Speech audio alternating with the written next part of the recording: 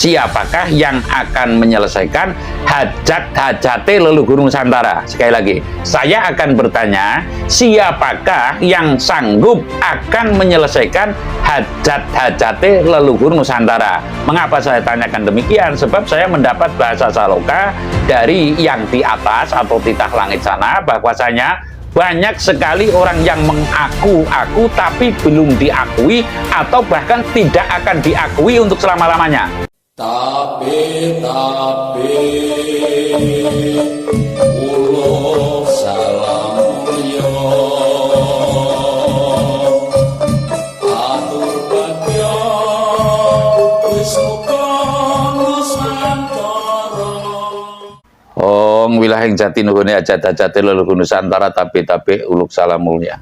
Banyak sekali ya kelompok-kelompok yang mengaku mengurusi akhir zaman atau zaman akhir, atau seolah-olah dia itu yang paling di depan dalam menggapai atau hendak mewujudkan tatanan dunia baru sesuai yang didambakan oleh Bung Karno ya. Bung Karno itu kan kemarin tahun 50-an dalam berpidato menata dunia baru.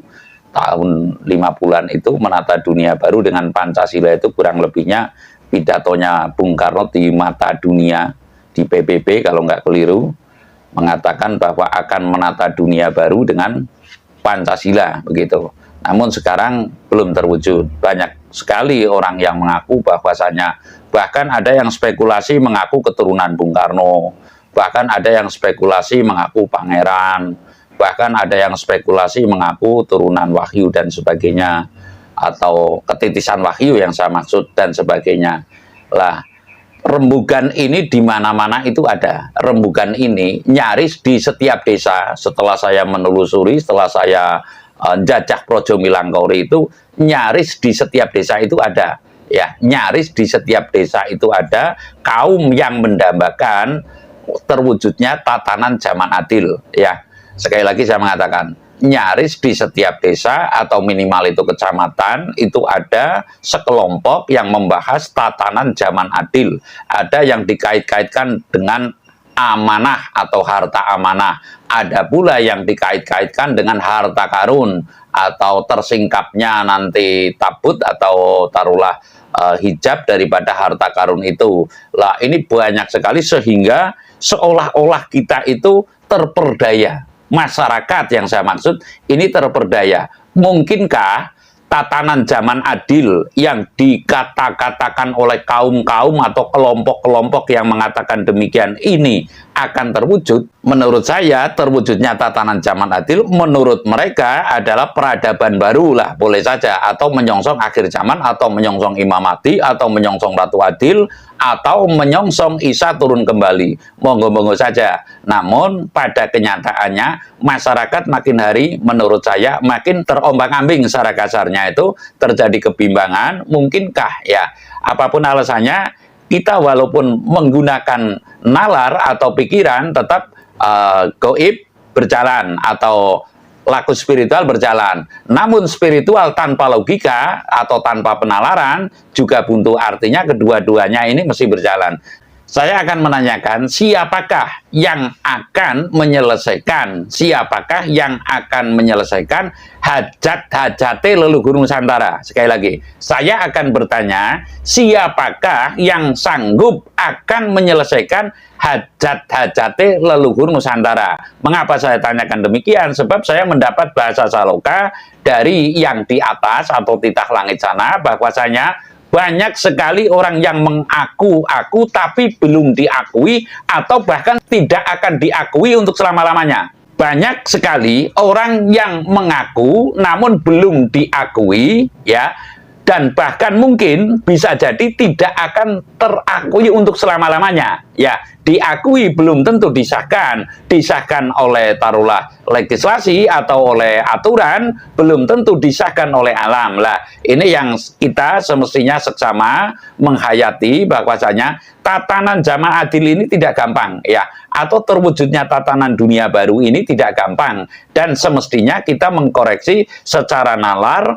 naluri dan nurani ya, untuk bisa tidak membingungkan arah masyarakat. sekali lagi tidak membingungkan arah masyarakat. Yang saya tahu mungkin di Alas Ketonggo ada yang bercerita tentang tatanan zaman adil ya. Lalu mungkin di Alas Purwo banyak pula yang bercerita mengenai tatanan zaman adil. Lalu mungkin di pondok-pondok pesantren, lalu mungkin di organisasi-organisasi tertentu ya, lalu juga mungkin di tiap kelompok-kelompok masyarakat yang tidak kelihatan lah. Maksud saya bertanya ini untuk mengkoreksi diri kita secara seksama. Belum tentu panjenengan, belum tentu kita, namun kita menselaraskan. Lalu sejauh mana keyakinan saya pribadi akan terwujudnya zaman adil? Kalau menurut saya di tanah Jawa ini pasti akan terwujudnya tatanan zaman adil. Ya sekali lagi saya mengatakan, kalau menurut saya, menurut pendapat saya yang saya sesuaikan dengan nalar,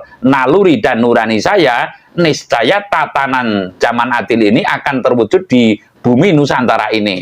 Namun siapakah, sekali lagi, namun siapakah yang sanggup menyelesaikan dan mewujudkan tatanan zaman adil? Karena ini kan sebagiannya hanya sekedar cerita dari A sampai dengan Z, kelihatannya sangat pandai dalam bercerita, namun tidak serta-merta dalam pelaksanaannya. Sebab yang namanya tatanan zaman adil ini tentu tidak cukup dicerita saja ya. Sekali lagi, yang namanya tatanan zaman adil ini tentu tidak cukup dicerita saja, cerita rapat umpamanya. Ini sangat-sangat menurut saya itu tidak mudeng. Lah, yang saya maksud ketika ada sesuatu hal yang harus dilaksanakan, kok secara serta-merta tidak mau kompak dalam melaksanakan, niscaya ini hanya impian belaka ya, niscaya ini hanya impian belaka. Lalu saya akan merana kepada siapakah yang akan menyelesaikan hajat-hajatnya leluhur Nusantara.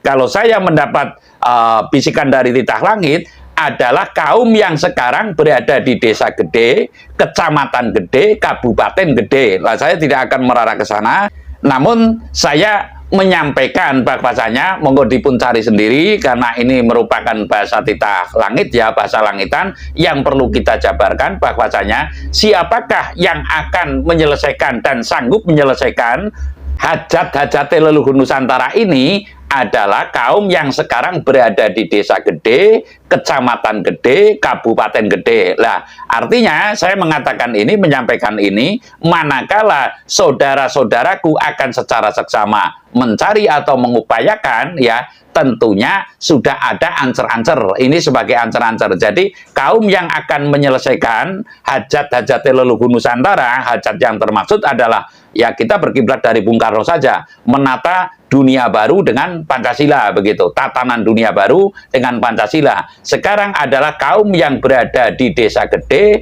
kecamatan gede, kabupaten gede. Lah, ini monggo dipun tafsir, namun sebagai ancer-ancer.